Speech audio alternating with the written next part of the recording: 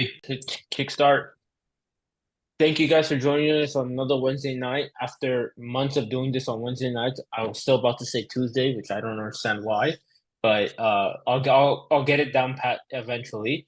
Edward here, joined by Kevin, and looking forward to going deep dive into a deal that we're awfully familiar with, and we've mentioned a couple times in the last couple of weeks. So it's gonna be a good one. Ask questions. Feel free to communicate in the chat and introduce yourselves. And looking forward to kind of deep diving into this one. As you guys know, we're here every other Wednesday. But we'll get into the schedule. Just introduce myself. Um, Based out of Los Angeles, California. I operate my own brokerage out here, and I have experience in property management, buying, selling residential real estate, commercial real estate, and of course, working on doing much more deals in the multifamily syndication space, which is kind of my favorite part of real estate, just because of the intricacies. And as you guys hear me, Kevin and myself going into the numbers, you'll see why. It's fun for me. Ironically, a lot of people don't love the numbers, but I do. So looking forward to connecting with everyone and just working together. And this is the name of my brokerage, Quadriga. You can find our website, quadrigarealtygroup.com. And Kevin, you can go ahead, introduce Yeah, yourself. thanks, Ed. So, yeah, my name's Kevin Kohler. I believe most or all of you might know me. I'm based down in the Fort Lauderdale area, and I run a real estate team that has divisions in both commercial and in residential real estate. I focus all my time personally on the commercial side, and we service the entire state of Florida and beyond for commercial, and South Florida, Southeast Florida for on the residential. I've been doing real estate brokerage for about 8 years now, and learned a lot over the years. And we're here just to provide some of that insight and guidance. And again, we are kind of really excited about today's topic, specifically because of the subject property we're going to be going over. And it is near and dear to Ed and I's hearts, as we're both co-GPs on this deal as well. And it closed about 60 days ago. And we're happy to kind of pull the curtain back on some of our underwrites from one of our older versions of our files, and just kind of letting everybody kind of poke at it and discuss it openly and see what you guys all have to say. Awesome. This is just a little bit of a summary we had put together on the deal. We'll get more into these numbers, but just to have it on the screen for a sec, get an idea of what we're looking at and why we like it. I think that's a big part about the underwriting process. As you practice it more and see more deals, and just being in the space, you kind of get to compare and see what the target is, what the objective is, and how to effectively get there. And just real quick, the leadership team, as you guys have seen them on other calls, whether it's the activation Zoom, lending, the asset management, or us here on the underwriting and acquisition. So check out everyone's social media, give us a follow, sharing posts, and sharing, just being on here. I think goes a large part into actually like, being in this space as we get more into the social media component of it and capital raise. People need to know what you're doing, especially when it comes down to accreditation, 506B, 506C. We'll go more into that at a later time. But social media is a good way to prove you know somebody, is a tip I've received. So connect with each other as well. Put your Instagram, Facebook, LinkedIn, whatever you prefer in the chat, so we can all connect as well. And then, like I said, this is the schedule: Mondays, Wednesdays. We alternate, just spice things up, keep it exciting. Every Zoom, in my opinion, is a great one to jump on. Great value in all of them, and just real expertise in that specific topic, which is always great. And one thing that I think doesn't get mentioned enough, just generally when it comes to this, is I was on a call. Someone who reached out to me, had a question about a deal and like, hey, the deal has low occupancy. I don't know how I can get a loan on it. We're on the call. We spent like half hour, an hour going over the deal, all the different components of it.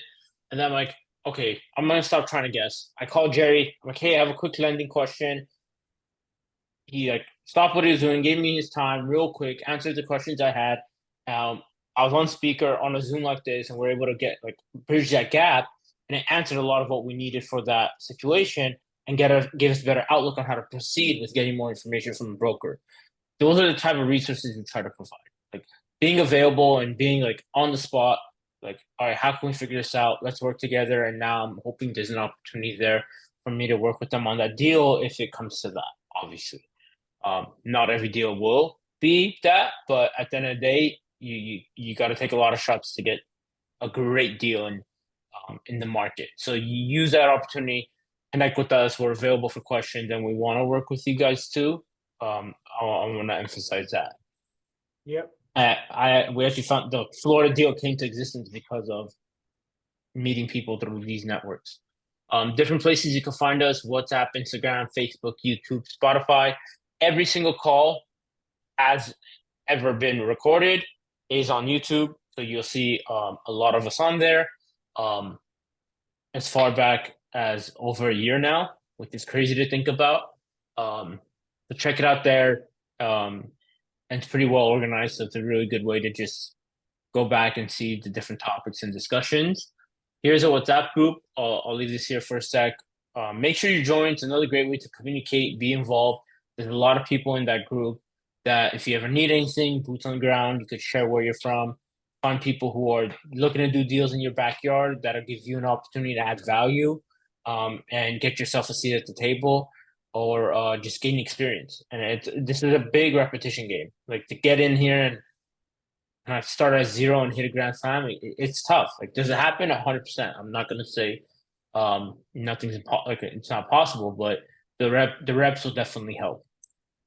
Yeah, I mean we're in a contact sport, and it's not just about who you know, but it's about who knows you, and Absolutely. that's why And why? yeah, and that's why it's about consistent networking opportunities and things like this, platforms like this, just make it easier to spread your web across the country.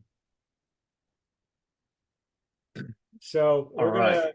what we're gonna do is kind of jump on in, and some of you folks um, might be familiar with the model that we're using on this that we used on this deal. It's the Michael Blanc model, a little bit modified, but the Michael Blanc model is a very commonly used model between operators, and we ended up selecting that because we knew as family offices and other groups would review our underwriting to become potential investors, it was a format they were familiar with, and they didn't have to have that learning curve of figuring out what they were looking at before understanding the numbers.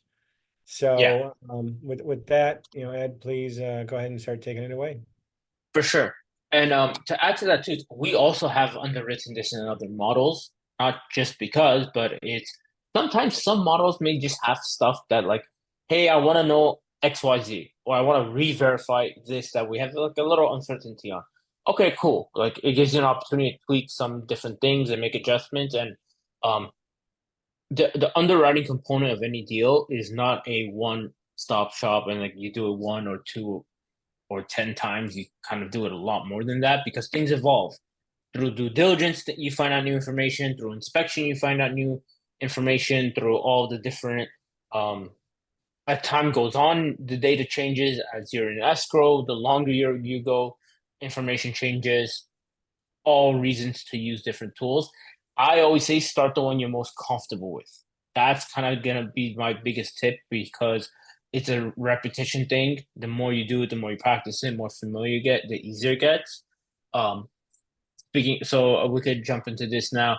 The acquisition price was 17.7. I'll just give a quick summary of the deal. 120 units. The 44% down payment was because we had an assumable loan, which the information for the assumable loan is down here, 3.67%, amortization of 30 years. Why the timeline for when the loan was due is actually a positive, where in most cases an assumable loan is a little like scary, is how long we have left on the loan, which is like 8+ years, 8 to 9 years, depending on, I don't have the exact date, but it's like 8 to 9 years. Um, so that's a big component of the deal because the last thing any investor wants is at year 5 to be have their hands tied and say you have to do XYZ. We're not in that boat. We have time beyond that, which is security for any investor, but also a big component of the deal that we like. And that's kind of what we want to go through as well as we talk more about this is what are things we like about the deal that made us so attracted to it and how we came to some of the conclusions that led to us um, jumping on this one, right? We do have a large capex, which in some eyes may be scary, in others it's opportunity, you know, and that's really what it comes down to. This number was definitely not this when we first underwrote it because until you see a property and you walk it or you get people out there to walk it, which we don't do until we're far into the PSA process. Um, Doing it for every deal just because would take way too much time. I'm in Los Angeles. I'm not just getting on a 6 hour flight because it's fun. And I had to have a layover. It was also not fun. So you guys get my point. The gross potential rent, one thing here that I feel like it's really easy to mix up here is you put the gross potential rent of what you think you can get for the properties at full rent, at market, at what your objective is, and you reduce the rest through concessions, loss of lease, bad debt, and vacancy. Because, and I'll show you guys later why that's relevant. Because if you're doing annual growth, starting at what it is today, you'll never get to the market if you're too far away. And then you're just playing catch up. You have to adjust the calculator to make it work, and it gets really messy. And I'll show you guys why later. But this is really important to understand what can I get today, all things considered. Now, that's obviously not what they are receiving because that there wouldn't be a value add component. Okay. So gross potential rent, everything is running great. This is what we can get. Well, yeah, that's right. That's my version. Okay. For a second, I was like, wait, the T12 was less. So yeah, to reiterate, like when we identified this opportunity at Nye, it was the owner had owned the property for about 12 years, and he had decided consciously to not raise the rent since before the pandemic. So there was a huge gap to market rent, and even without, I mean, even without capex, we've already raised the rents almost $200. And I mean, we had 11 leases signed last week. So it's you know, on apartments.com, we're still one of the cheapest properties in the area, and that's just exciting for us to know that we were able to do that without having to pour money in. But of course, to achieve our business plan for disposition, you know, we still need that capex money to exceed the current market, and the average rent, if I remember right, was hovering somewhere around 1275 per door as at acquisition. So what we're seeing here on these columns are our versions of what, you know, we're expecting to have things look like as we get started year one. Yeah, definitely. And this is a little part of the underwriting tool that I think is very useful of you guys have heard me say this 100 times, and I'm gonna keep saying it. When you know an area, you know a location, you know a city, county, you go deep into a market, this stuff becomes more accurate, but also becomes more true as you expand and do more deal hunting in a specific market. I can't use any of these numbers for my backyard in LA. It's just not the same. It's each, like I say every time, each city, county, market has their own monster. No two are the same. Texas has their good and bad. Florida has their good and bad. California has a lot of bad and some good, as I like to joke about all the time.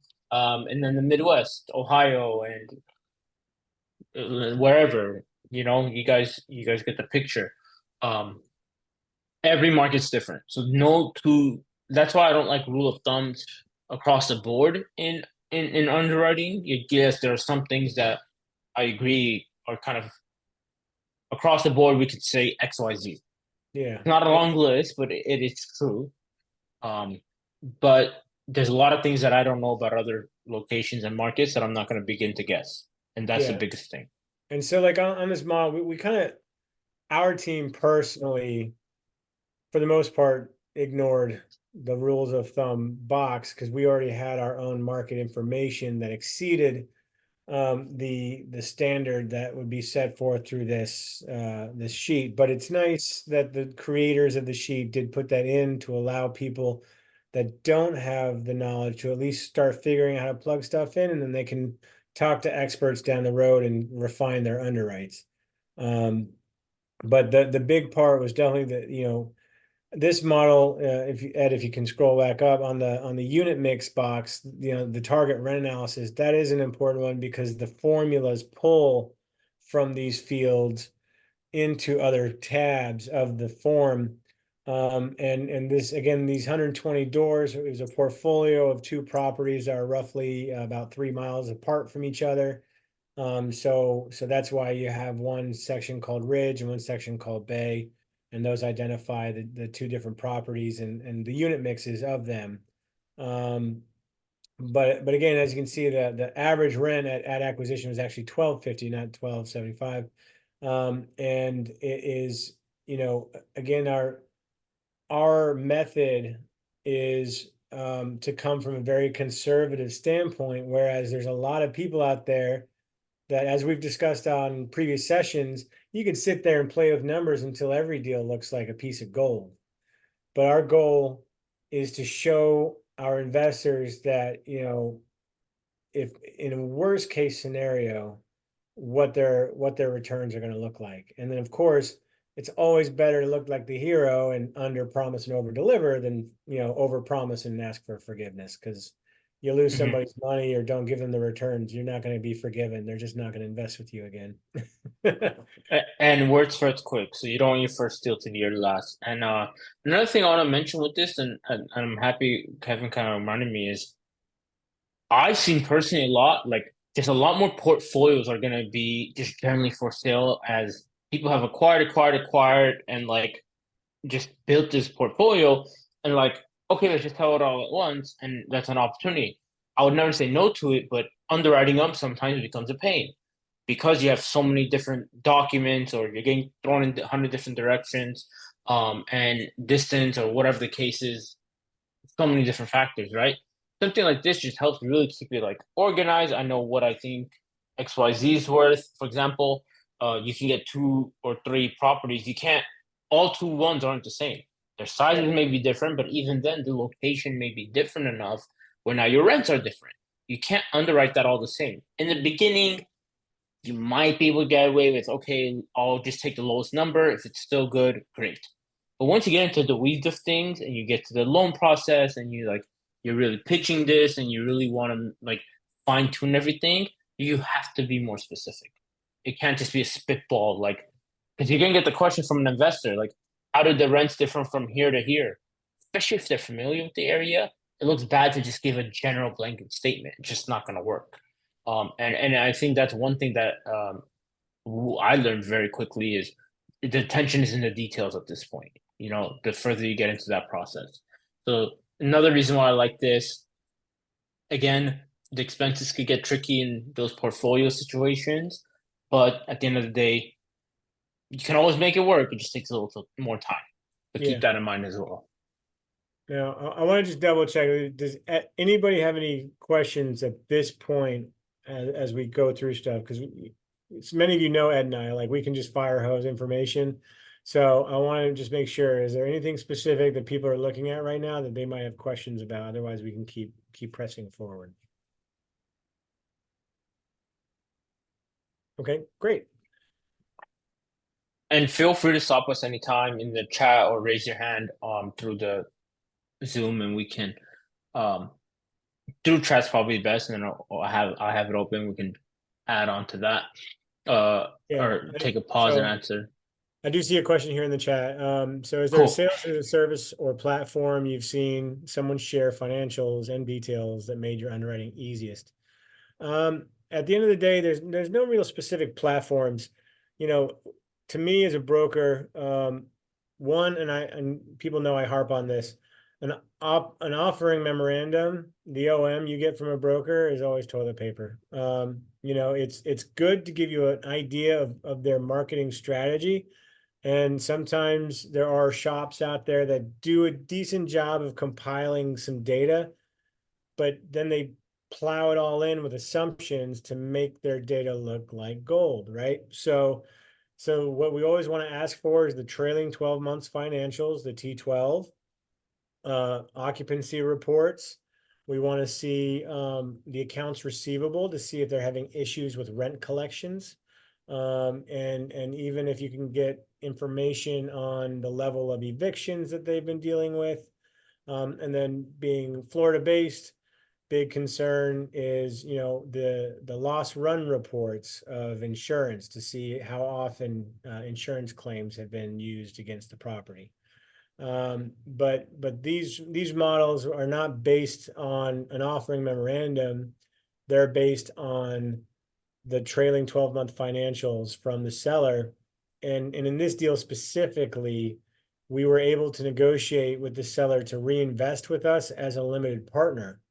So that helped him overcome capital gain concerns. And as a broker, it allowed me to know that he's going to be a partner with us in getting documentation in a timely fashion and not hiding anything, because if he hides a big issue to us, it's only going to hurt his return at the end of the day. So he was bought into our success.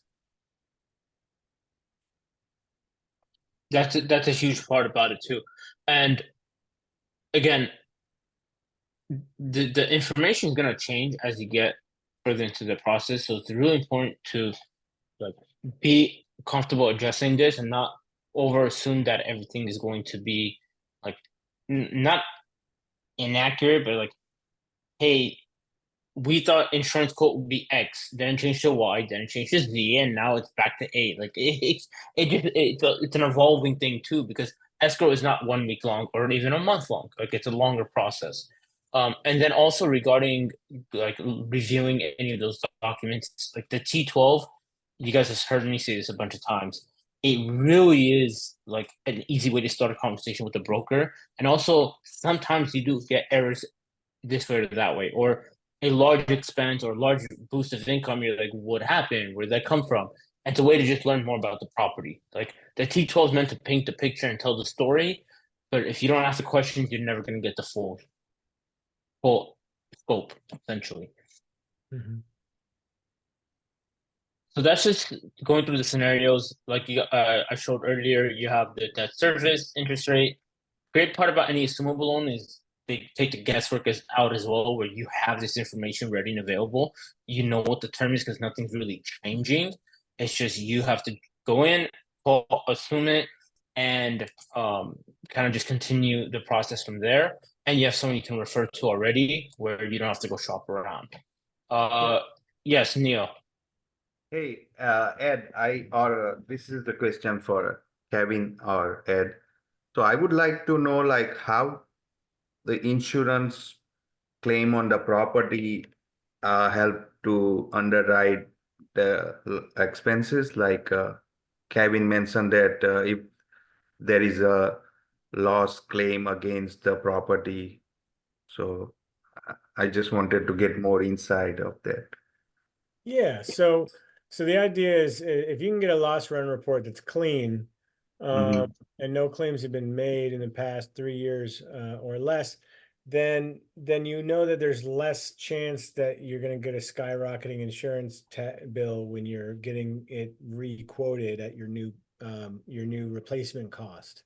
So in Florida, with it, hurricane prone, uh, the insurance companies can use a ding on claims to not want to write a policy or to just really increase the numbers. I mean, On this deal, we our first quote with a clean insurance went almost doubled per door. And the only way we were able to save on that was actually by working with a large multi-state property management company that had a master insurance policy that multiple properties were in.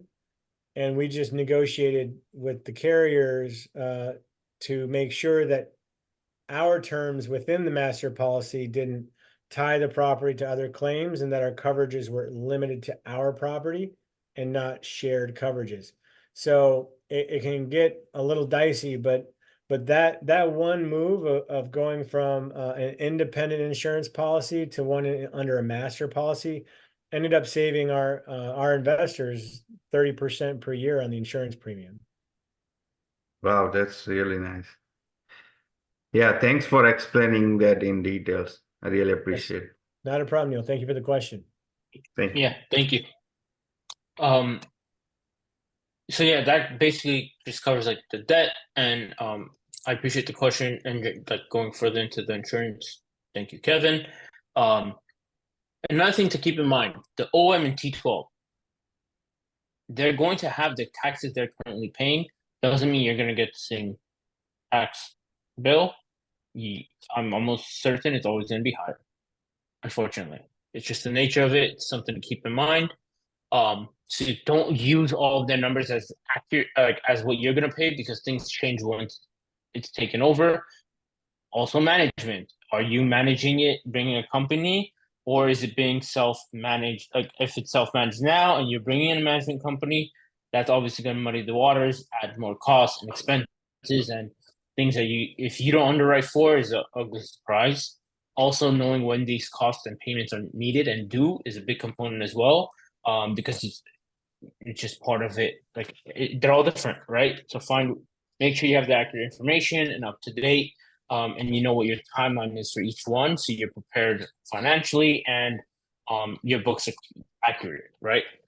Yeah, and this is a good another example on the property management. We had one of our co-GPs offered to internally manage the property. They were smaller, they were less capitalized, and due to that, they were offering a higher management fee. And then when we said, we're going to still bid this out, and also because Freddie Mac has very specific requirements for property management companies to be approved, we found a company that operated thousands and thousands of dollars more, and they offered 3% instead of 4% on management fee. So right off the bat, we were like, great, it's a win-win-win, and now I know that GP is grateful that they don't even have to stress about it, and that there's a third party in the middle that we can crack the whip on when things go bad. If things go bad. Yeah, it's preventing things from going bad, actually. So real quick, there's a question. Any rule of thumb of how much to calculate taxes may increase? I would completely ignore the existing number, because you want to know what that county. I'm going to use LA, for example, just because I know a lot better. You get reassessed at every refinance or purchase or change of hand, actually. So for us, it doesn't matter what it used to be. This is what it is now. Thank you for the extra money that we've been waiting on for what this property's worth today. So it completely changes. It isn't a rule of thumb of it increased from A to B. This is what it is today. It's like a 1 point something percent. That's what your taxes are now. Whatever you pay, that's what the bill is. Have fun with it. Now, the different tips, like tricks to lower that or whatever, yes, there is. And not relevant everywhere, so yeah, don't worry about it. But in something like this, it's rare. Actually, Kevin, correct me if I'm wrong, but it's rare that you're gonna find a break out of minimizing the tax increase, unless you really are clever in that county and you know that specific again, knowing your market. Because what I do here doesn't work out in Florida, and vice versa. There's property tax consulting companies that specialize in this, where they'll be able to come in and basically help you work with the county and reassess the value of the property differently. And that is usually one of the best ways to reduce your tax change. However, what I would say you should use as your rule of thumb is go to the county tax appraiser's office website and read up on the policy on how the properties are reassessed in that county. Because there's some areas, like I'll use Texas, for example, which is notorious. Like people love investing in Texas. I'm not a fan because it's a non-disclosure state, so you don't know how much the property next to you just sold for. And then generally it's I think it's around every 5 years, the taxes are just blanket reassessed to everybody.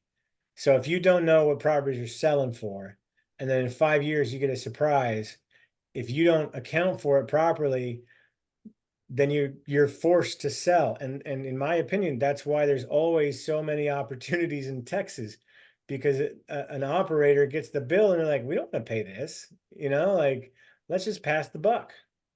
Hmm. So and so it's about understanding. So like in Florida, taxes are only reassessed upon sale, or change of title. So therefore, you can see a property that's maybe it's been in the family for 20 years.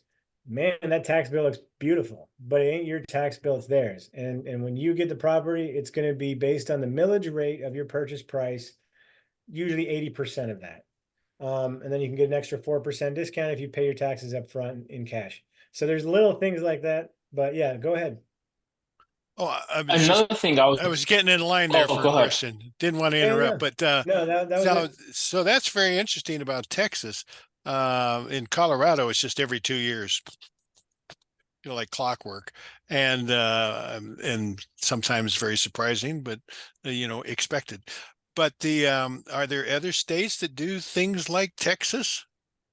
Um, I don't recall which ones it is. There's only like two or three non-disclosure states. But you Okay. you start to notice that if you're looking at properties, and maybe you go to the tax appraiser's office, and like there's no, section for previous sale, Hmm. or on the residential side, like you go to Zillow and there's just nothing there on on what the previous history of the properties were. I mean, I have a friend who Yeah. lives in Atlanta, Georgia, and I think there it's every 2 years or something like that. And he Georgia's got good. his he got his tax bill for his house, freaked out, and appealed it to some magistrate like system that they use. And because he didn't get a tax attorney to help him prepare his narrative, they actually they destroyed him in court, and they actually increased his bill further. And Ouch. he called me. He was like, Kevin, Yeah. buddy, that's my big mouth. Yeah. You got to Yeah. be careful who you throw stones at, right? Yeah. So he kept talking about all this stuff, and then they were like, "Yeah, you're right. Like, you know what? Your house is probably worth more." And he Yeah. walked out of that with some tears in his Okay. eyes. So so Well, two if you so two happen to pieces. remember those states, we're connected now, so please, and I'm also going to connect to you, Edward. But Yeah, absolutely. So two pieces uh, of advice, and I think two things to add to what like this conversation yeah, specifically. because Kevin and I will say this this kind of often. exchange goes two ways. If somebody does a favor for somebody else, it's like you go to the top of the list. Oh yeah. It's like, oh yeah, yeah, yeah, yeah. He needs to know that. So, Yeah. like we were talking in the networking thing today. So, if you ask a specific question for the whole group, it turns something on in the mind.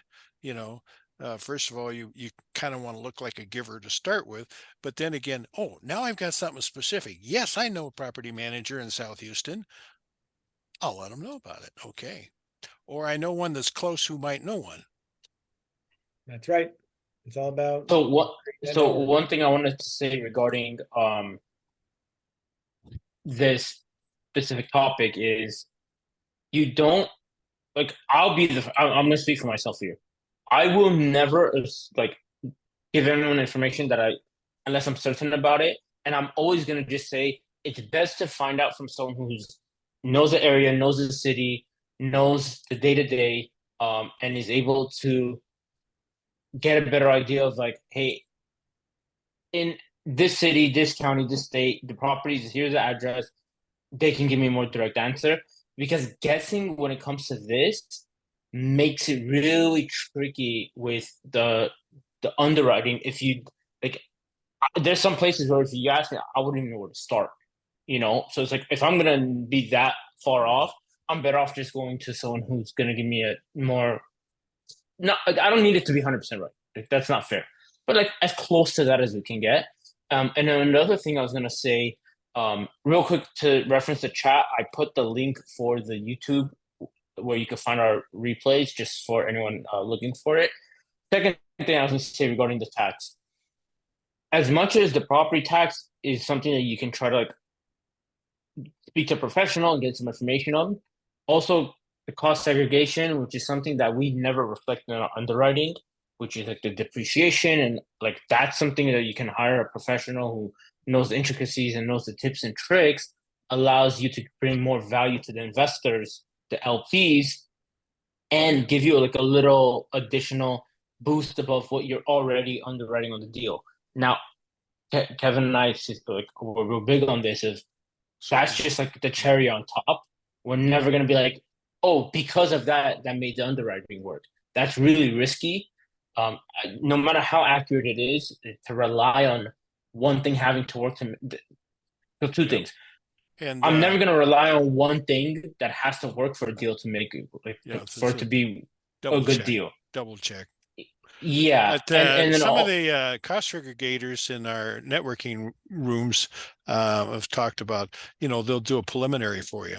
So even before you for go into sure. the deal, they'll do a preliminary and kind of give you an idea. This like, yeah, you're going to be able to do this, this, and this, and how old is it, and how old was the last time you did the painted and did the rugs and did that kind of stuff, and then they'll give you a quick idea of whether what you're going to be able to get. But what Ed is referring to more is that like we have that like on this deal, our cost seg is going to be 26% of your initial capital invested. Good. At a 60%, hopefully it goes back to 100 and it's retroactive, but we're not going to bet on that. Yet we don't ever reflect that extra return in our underwrites. That's only bonus, and like, because again, we don't know if the limited partner is going to come in via a self-directed IRA or some other account that is not able to absorb the K1. So we want to be able to show that blanket return to everybody equally. And then we just you let the investor figure out how he's going to work his taxes. Yes. So we say, look, this is your investment. So if you want, Ed, you can jump over to, I guess, the returns tab real quick since we're talking about it. So here we've got the member returns based on $100,000 investment. So you get a 2.3x equity multiple, and invest 100,000, you have the potential of getting 233,000 back, and then that does not include your cost seg. So then you might be getting 26,000 in tax savings on year one with additional K1s on the subsequent years. Sure. But we don't know where they're pulling those funds from, and therefore we don't want to impose those assumptions on them. Yeah, that's a very good point. You certainly don't want to oversell and underdeliver. You want to do it the other way around. But Right. very good Now, thinking. And I've just said that the other day because trying to show all of the tax benefits on a pro forma, for instance. I said that's don't even worry about it because they're going to run it in their own system. They're going to take those numbers, cut and paste, stick it in their system, and see how it's going to look. Yeah. And at the end of the day, we're not now, CPAs. We don't want to step into that doo-doo, like we are able True. to, we're able to provide the estimates and let them make those determinations with their professionals. Yeah, exactly. And that's a good point because, a lot of the referrals for both investors and other things come from lawyers and CPAs. Yep. So you don't want to piss off the hand that feeds you. And the unfortunate thing too is it's kind of like on like when you're talking specific investors or like we're doing it, let's say an umbrella and we're giving general information. If we just say, yeah, all of this can be done, don't worry about it, XYZ is Yeah. okay, or we can do it, and then unfortunately, you're not able to correct it if you're wrong.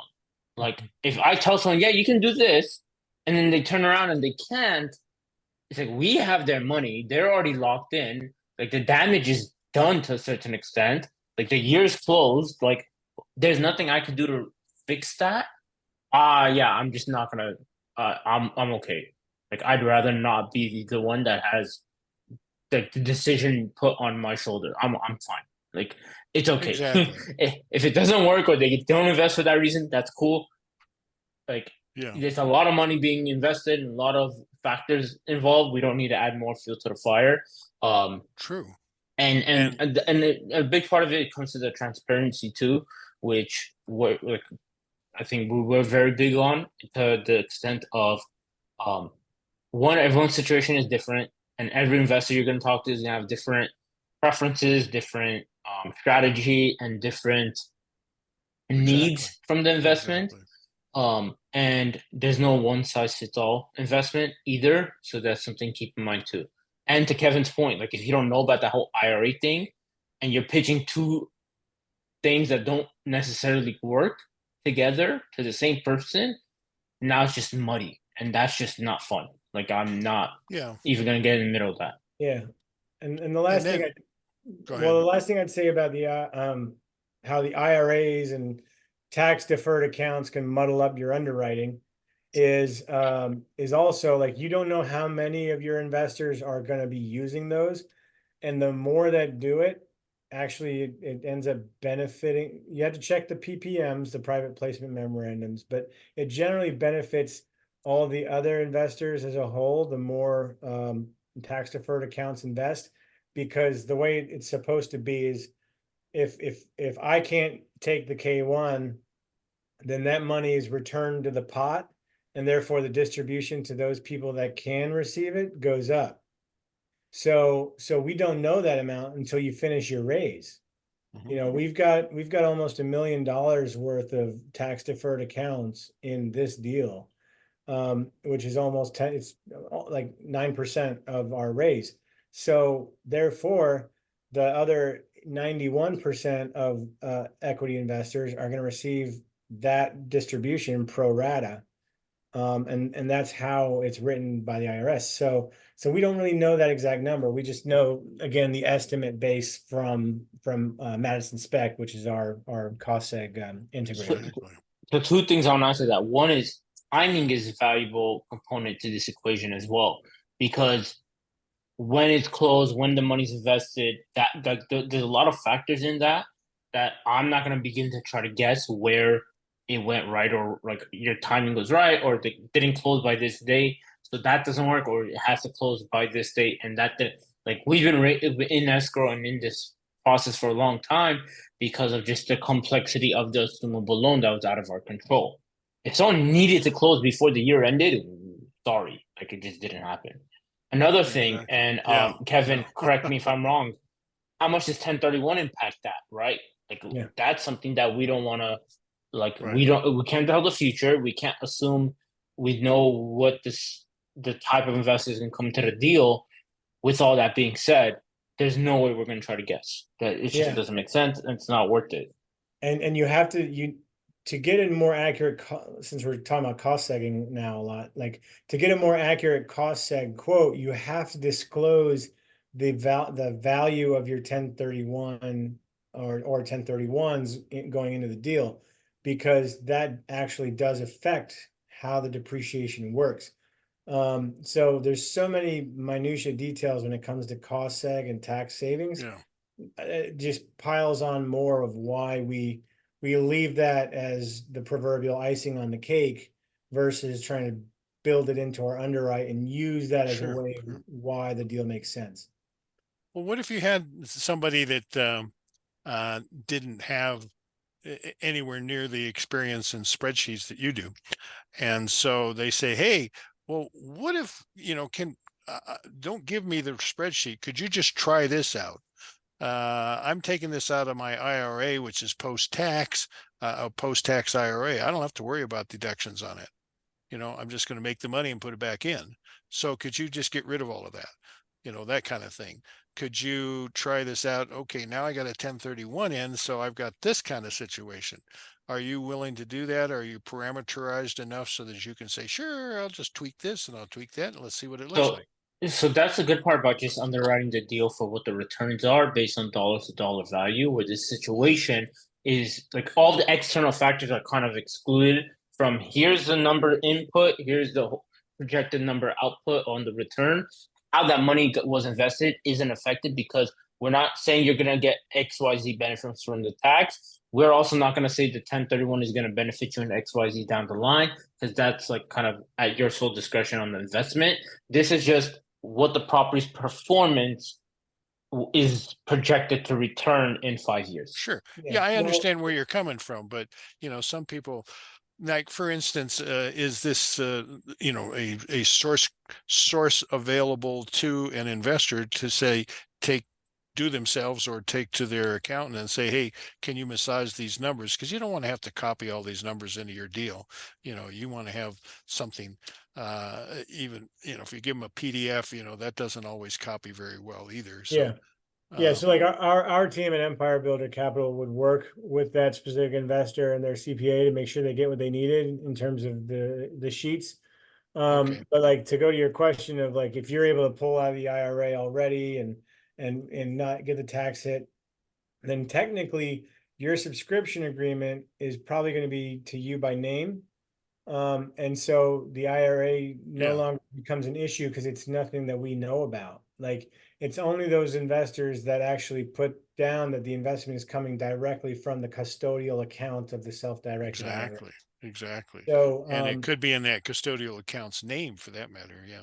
if it's in the custodial account's name, it does not benefit from depreciation. Exactly.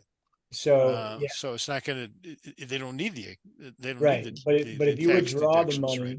money, if you withdraw the money into your personal checking and then you wire it over, that Oh, subscription yeah. is in your You've name. just undone the benefits of your IRA. Right. Yeah. So Over your Roth or something like that. The yeah, post-tax versions, not the pre-tax versions. correct.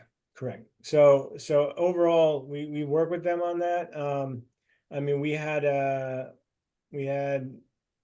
2.1 million worth of 1031s put into our deal, and then about another million in tax deferred Right. accounts. So Okay. there's plenty of complexities that we had to work through. But that again doesn't go into our underwriting model. That's more case by case that we work through, and then Right. they come back and let us know if they like it or not. But So, yeah. did I hear you right that you have a CPA that you work with that then can be hired to take your model and massage it for the client? It So the 1031 they used their people because it was a small family office. They had the resources internally, and Yeah. then the smaller 1031 um, they didn't even they only did a small I'm test. speaking not specifically, but more Yeah. in general. In other So words, would you yeah, turn your spreadsheet over your workbook actually over to a CPA who's going to be hired by a potential investor who wants to massage it a bit? we would provide it, and then they can do what they want with it. Okay, so you'll do that for anybody or for only for a professional? Uh, if if it's somebody that's going through the process of signing the subscription agreement and everything, then we get more comfortable of sharing the full Excel Okay. sheet. So they But have to go through the questionnaire first, become qualified, look serious, and then yeah, you might provide it. Yeah, it's not just yeah, like, but hey I, guy, I hear you putting this investment out. Well, Send me your at spreadsheet. least, at least, Yeah. at least be accredited. That's a good start. Otherwise, at that point, we're sending the PDF, of our P&L and Right. everything. That's good. And if But they can convert it, more power to them. But right, it's a tough one. I've tried. Some yeah. work, some don't. Right. But we do, I mean, our intent behind Empire Builder is to pull the curtain back, on the wizard and try and Okay, take good. everybody along with us and understand that, investing is a journey and that, we're fiduciary first. So Right. and also our entire team is monetarily invested, into the deal. So it's not just bluster, right? Like we're protecting our investments just as much as we're protecting yours.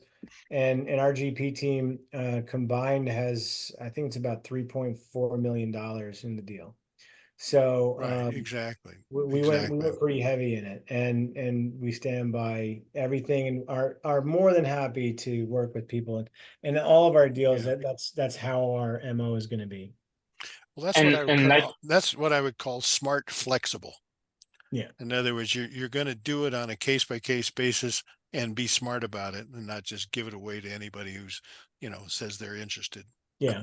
We need and qualified. like, Sorry. and Ed. like mentioned, last thing, like mentioned in our intro, like we both operate in the real estate space beyond being buyers.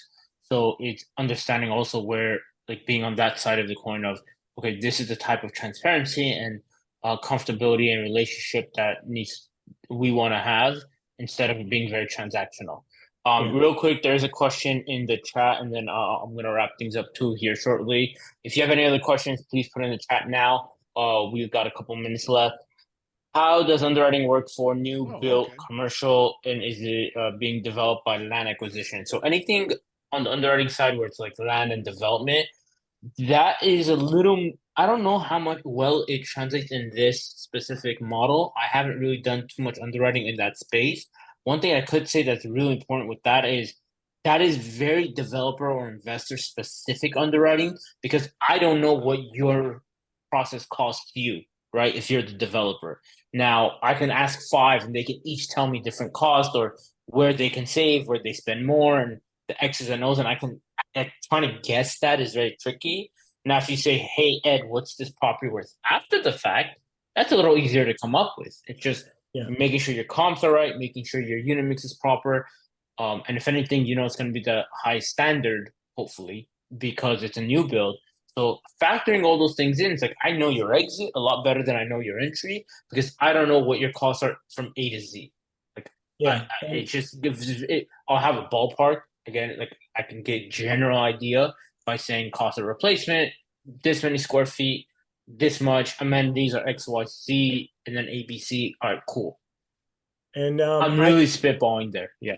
I can talk a little bit on this one. So before I was doing real estate brokerage, I built solar farms for 10 years. And so like when you and that's a lot easier than buildings, right? So the sun, NASA has statistics of every part of the earth of how much sun hours per day you get. So like it's a lot easier to figure that stuff out.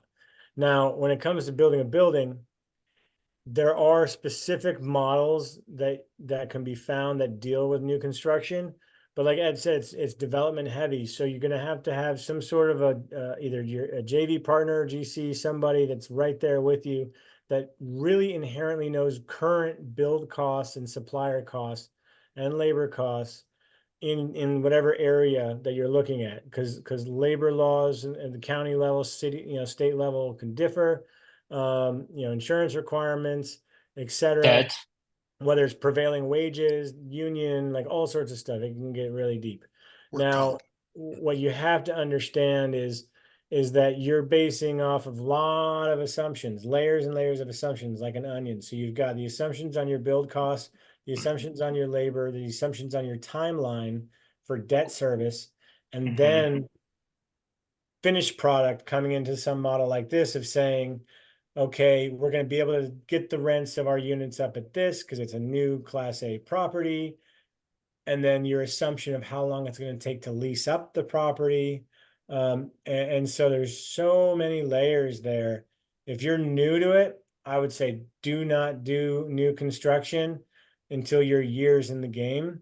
or you have partners that are decades in the game and are taking you along the ride with them, because it is Exactly. so intricate. You can lose your and all your investors' money in a heartbeat by miscalculating one thing at the beginning of the land acquisition. Also, how it's acquired, I think, is very all over the place. Like, just from the debt side to what it can be financed, isn't financed, and won't be financed, all that stuff. It's like I wouldn't sit here talk about um something I'm not very familiar with in that sense. Just like I don't know the building stuff as well. It like apartments are different, developments a bit different, storage is different, but the ground up is a very tricky one. Yeah. Sellers asking for non-binding LOI and BIO to see their rent roll and T12. We said no, that's cart before the horse. We said we do an NDA. Best ways to prevent the catch-22 of both brokers trying to protect their clients from their time being wasted. Yeah. I'd Okay, like to jump right on this one, Ed. go for it. Go for it. Yeah, this type of activity from the seller really boils my blood. So it is I mean, you can give them an LOI. I wouldn't even put a price in the LOI. Price depending upon review of T12 and rent roll. Well, Because that's a you yeah, can't yeah, yeah. you can't create a price, and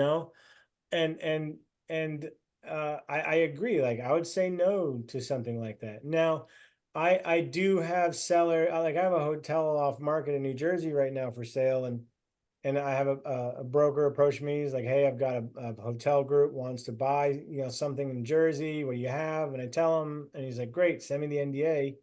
I tell my seller, I'm like, "Hey, I need the updated 24 financials.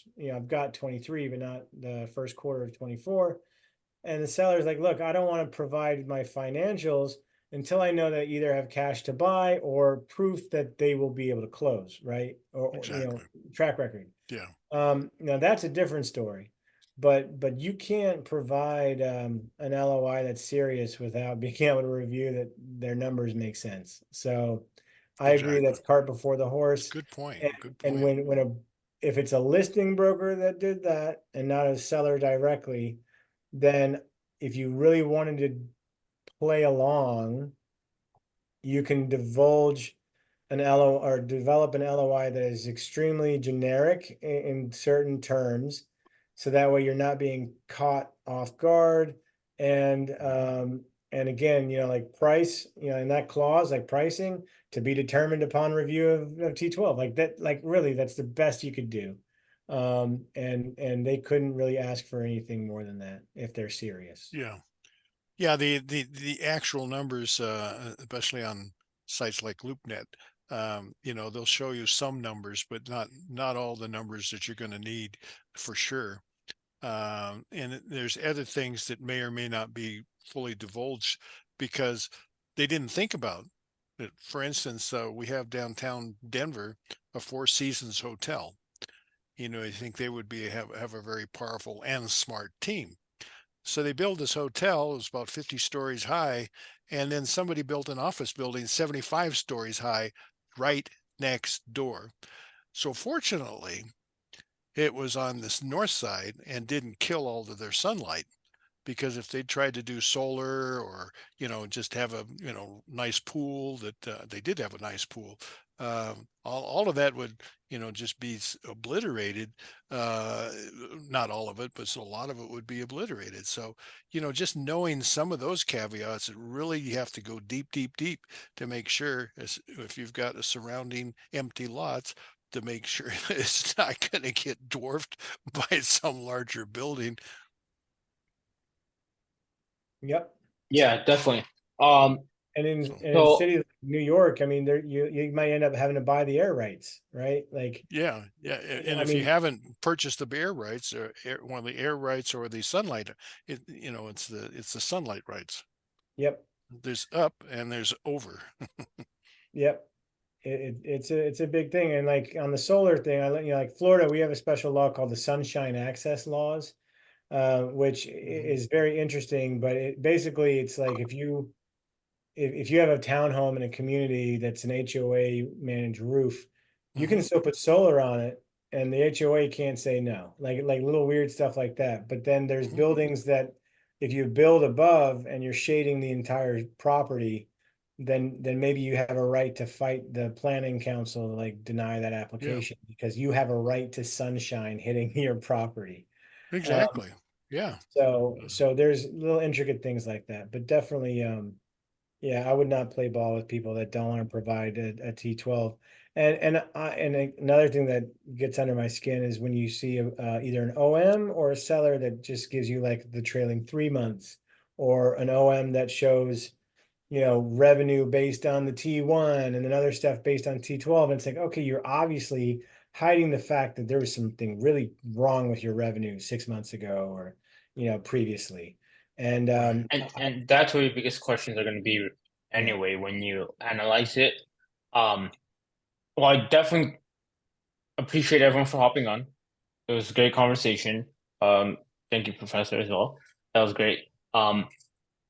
Cool. Last question regarding recommend starting for someone want to focus on underwriting, learning the ins and outs. We do have a fast pass program which we offer, which we briefly, like we've talked about recently. We're a couple weeks into this cycle, but definitely look at our, like I posted the YouTube in our YouTube page in our chat. I think it's a great way to start it, get a feel for what the business is like. Definitely take practice. I think is the biggest one. If you're like, trying to do underwriting, compare notes with people, look at our, like, bring your stuff here and we can review, do one of these weeks we can do like a deal run through that's more from scratch. This is already obviously underwritten 1.5 million times, so you guys didn't see it like from beginning, because in the beginning it didn't look like this, obviously. We can do something like that. I know we had one, I think I did the last one or the one before, where I kind of did a run through. So we're always open to doing that stuff. Just really connect with people. If you're focusing on underwriting, a lot of this isn't necessarily like just behind the numbers, is learning the little tricks, which is where experience comes in, where, hey, I saw this, someone do this, I saw someone do that. And then you kind of like develop these different tips and tricks that will really help you play and tweak with the numbers. And tweaking the numbers, you always have to have a purpose behind. And that's what I mean by the T12 painting a picture or telling a story. You're doing that with your underwriting too. It's just the T12 is the end of the story. This is the beginning. They're very, very different, because this is what you want to, where you're at today and where you want to get to, project it going forward. And that's going to paint the whole picture and write your story for you. So it really comes down to the practice. I underwrote hundreds of deals. Just one, I kind of enjoyed it, as crazy as it is, Yeah. but also it was just fun. Really, is what it came down to. I was like, it's a way to learn. It's something I could do at nights that doesn't interfere with my day. And then just bouncing ideas off people. I always learn something new when I'm bouncing ideas with other people. Yep. Yeah, go ahead. Yeah, you mentioned a term that hundreds of deals. And I have heard that more and more these days, because people are underwriting dozens and dozens of deals in order to find the ones that they're going to actually work for them. Even though the prices are, people are somewhat getting desperate and the prices are down, et cetera, et cetera. You still got to know whether it's actually going to work based on the rents, because a lot of things float along with the prices. So I think that's great. And now, are you answering Joshua's question here? Because I think it's an excellent question. Is Yeah, focusing on underwriting a very smart thing to do? I think it's powerful, very powerful, because I think you could probably leverage yourself a really nice position on a GP team if you're the excellent, the expert underwriter, right? yes. So Well, go ahead, go Ed. ahead. And you can do it fast. So one thing I tell everyone is underwriting should be the bare minimum to be on GP. Like everyone on GP team is gonna know underwriting, and that's always what I say. It's not a popular opinion, and people may be like, "Oh, but I want to focus and only do underwriting." Sure, but everyone should be able to do it anyway. And yeah, some will be better, some will be worse, some don't do it as often, some do it all the time. But at the end of the day, if I'm the operator and I don't fully grasp the underwriting, I can't act out the task. If I'm raising capital and I have questions about the underwriting and I don't understand it or know it or like really can dive into it, that I'm going to lose credibility there. So there isn't really any one piece of the equation that shouldn't have their grasp on underwriting. I'm not saying everyone should underwrite millions or hundreds of deals and thousands of deals, but you definitely should have an idea of these are the X's and O's. This is how we got here. This is what makes this deal what it is, and then you have conversations with each other on how to go from there. Yeah.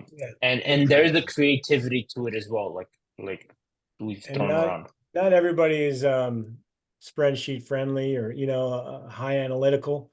So it is important. I would agree with Ed that it's important to at least understand the basics of the underwriting so you can carry your conversations and follow along and the business plan and all of that. But if you're looking to be that acquisitions person, right, and focus on the underwriting, um, it is important, I think, to work with other people. So, because if you're just working on your own, then you're starting to come to your own assumptions and conclusions about how things should be when it might not be reality. So like on this, it was primarily Ed and myself that started the deal. We sourced it and started working it and underwriting it, and then we brought in one of our KPs, and then they had their own underwriter, their finance manager, and she put us through the ringer. And at first they're like, well, we're not sure, and then about a week later they're like, you know what, we looked at this again, and yeah, this looks really good. And then after that, like another person joined our team, and they gave a little bit of an underwrite, and they're like, yeah, okay, this looks good. But yeah, everybody kind of put in their paces. I think out of the only person that didn't really underwrite is one of the agents on my team. He did capital raising stuff. So at the end of the day, all the bases were covered, and people could again carry the conversations, because once the underwriting is to me, it's the most important part because it's the first part, right? Like it's the foundation of the house. So Exactly. if you don't underwrite it properly, you can acquire the deal and everything falls apart because you missed something big. Well, And as and then and so yes, like work with other people on it, and don't be afraid to say that you're willing to put in the sweat equity. But I will caveat that with, don't start coming in groups and say, hey, just put me in, coach, like I'm here to work for you. Because what more experienced operators hear is, hey, I'm willing to do stuff, but you're going to need to pause your day to show me what you want done, and then take away from your daily activity, right? So instead you want to say like, hey, I can start with just being a fly on the wall. I just want to listen in on your Zoom meetings and hear how you guys are talking about it. Or I've already put it through a model and this is what I found. Like, what do you think? Things of that nature. Be proactive in your approach versus saying, hey, put me in, coach. I forget who it was, but there was a gentleman now who's owns over 1,000 doors, and or part of 1,000 doors, and he was an attorney, and he was like trying to figure out, how do I start? And he kept telling people like, hey, like, use me. And finally, a KP sat him down and said, how can I use you when I don't know what you're capable of? I don't have time to babysit you. And like a week later, the guy was like, wait, I'm an attorney. And he's like, I can review all your documents and make sure the PPMs are right and all this stuff. Like it clicked, and all of a Exactly. sudden he got in more and more deals, and now he's on over 1,000 doors. Yeah, good. Well, you've pointed out one thing on the underwriting, and it's sort of like if you expand that to the whole business plan, those are the living documents. And if you're not keeping those up to date, you're wasting a whole lot of time, because that is the way to communicate to every person who touches your project. Yep. This is the business plan. This is the spreadsheet. This is what we're working on. And it's like Michael Gerber in eMyth talks about. He says one of the big problems that he finds in businesses, they go along and they're sort of sole props, and they get to be a couple of assistants, but they're not decision. He never expands to a decision maker, and as soon as he expands to the first decision maker without saying, "This is how I do things. This is how the system works." And until you can convince me to do it differently, this is the way we're going to do it. A lot of people they haven't written it down. Yep. So what happens is somebody comes in, they're forthright. They go off and they do it the way they've always been doing it. And that's not the way it works in this company. And so I think, always coming back to that. And so having people and talented people who are going to be able to redo that, that's smart, very smart. So I'm gonna cut us off because I feel like I know we can probably continue this conversation all night, and as much as I'd love to, we do gotta stop the clock at some time. I did put our YouTube in there. I put my contact info in my name on my screen. Kevin's info is there as well. We love connecting with you guys. I enjoyed this a lot, and I feel like we could go all night. But thank you guys. Looking forward to talking to everyone I'm again. sorry. I meeting- thought the schedule was till the bottom of the hour. So that's why It I'm was last extending hour. this. Okay. Yeah. That's No, it's all that's what good. happened when I hit you put it on my Google We calendar. So we like going over, but yeah, it's scheduled for a 1 hour Zoom, and nonetheless, Yeah, we're 20 over, but it's okay. Yeah, I enjoy it, and that's Well, that's why fine. we do this consistently, going over. So again, it's fruitful, right? It shows that we had a good fruitful. conversation. Yes, I hope it's been fruitful. absolutely. And I did take advantage of what it said on my Google calendar. So, Yes, sir. okay. Well, you guys have been very, very giving and very helpful. And hopefully we'll be able to collaborate and exchange ideas and make it even keep going up and up and up. That's right. My concept is life is the best way to get up a mountain is as a rock climber, not as a meandering hiker. But the key to being a rock climber is you have to be willing to push the other member of your team up ahead of you to set that piton. Yep. And if you're not willing to Absolutely. do that, you're not going to get anywhere. That's right. Otherwise, it's just a Promethean effort. So That's right. It is, again, it's teamwork, and yeah, again, without you guys being active, I mean, Ed and I just talk to the cameras, and there's some sessions that happens, and it's not as fun as stuff like this. It's more That's interactive, great. so we appreciate it. Thank you Thank for you the very involvement. much. Really Thank you for appreciate the it. questions in the chat as well. I think that's for everyone who participated in the chat. We'll be back in 2 weeks. Please reach out before then. My info's there, as I mentioned. Kevin's info's there. Shoot us a text. Shoot me a text. I'm always on my phone, so don't worry about that. You guys won't be bothering me. And Good night. And I think what we'll probably do is in 2 weeks, we'll continue the conversation in the spreadsheet, get through the other tabs we didn't get to today. And again, if you end up knowing any people looking to place equity, we do still have some small amount of room for placement in this specific deal. Okay, good. And transitions are going well. Turns are starting, so looking forward to it, and Good. starting to show that progress throughout the summer. Let's compare notes on that too, because it's always good to learn from other people's mistakes and successes. Yep. All right. Awesome. Good night, guys. Yeah. Take Good care. night. Thank you so much. Bye.